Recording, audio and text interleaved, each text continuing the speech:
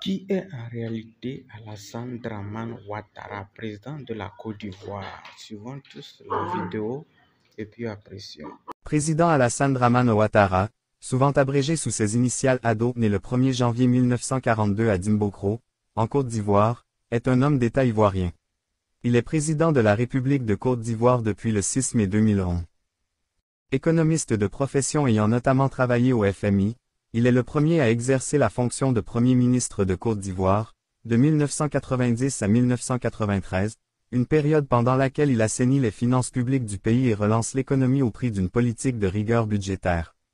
Il est élu en 1999 à la tête du Rassemblement des Républicains, mais ne peut se présenter aux élections présidentielles de 1995 et 2000 à cause d'une modification du code électoral introduisant une clause d''ivoirité. Candidat à l'élection présidentielle de 2010, il est élu président de la République avec 54% des suffrages exprimés selon la Commission électorale indépendante et la quasi-totalité de la communauté internationale.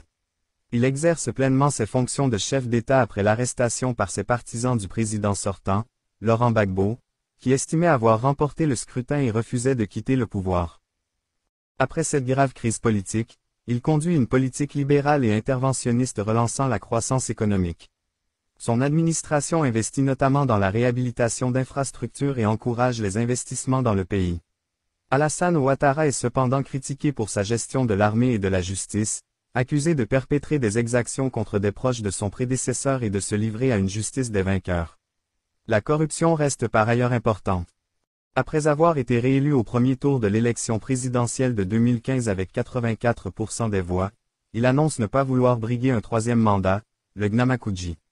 Le Premier ministre Amadou Gon Coulibaly est ainsi désigné candidat de la majorité présidentielle à l'élection présidentielle de 2020 mais meurt peu de temps avant celle-ci.